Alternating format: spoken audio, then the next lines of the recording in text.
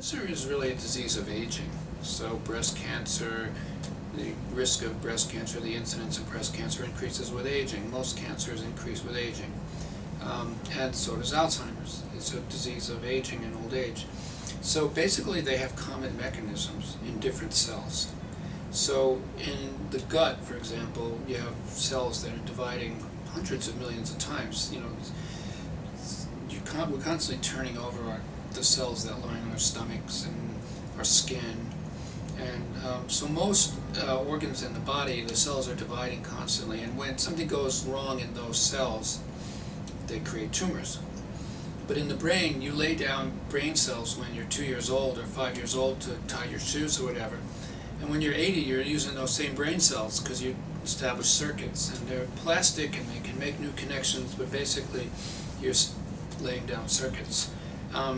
And so in that way, neurons are amazing because they can survive for, there's cells in your body that can last for a very, very long time. But they're subject to the same problems that aging, living on Earth, brings: oxidation, inflammation, epigenetic changes, which cause cancer, the same thing. So drugs that are good for cancer, that prevent tumors and in dividing cells, could also be good for neurons.